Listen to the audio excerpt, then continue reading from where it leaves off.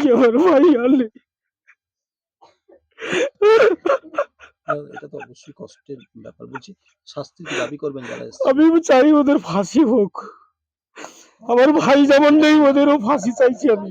কারা কারা এসেছিল? কারা কারা ছিল এখানকার যিনি মেম্বার আছেন আমাদের বিজেপির মেম্বার, ওনার হাজবেন্ড ছিল প্রশান্ত মন্ডল, ওনার ইঙ্গিতে এগুলো হয়।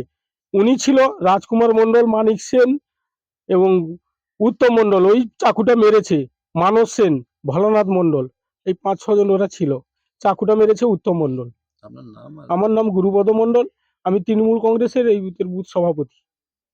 বাড়িতে দরজা লাগা ছিল, এসে লাদ মারে একটা মার ঘরে বাড়ি যেইতুন তাকে মার চাকু গেথে। কারা আসছিল রাতে?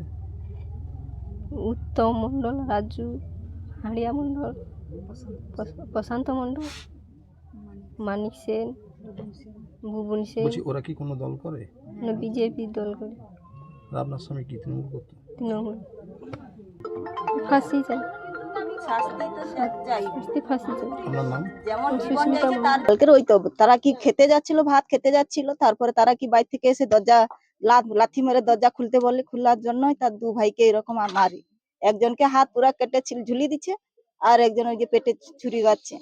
তাহলে এবার তাদের জীবন তো চলে গেল, কিন্তু তাদের দুটা বাচ্চা আছে, তার তো অল্প বয়স, মেয়েটার তো অল্প বয়স, তাহলে তার কি হবে ভবিষ্যৎ?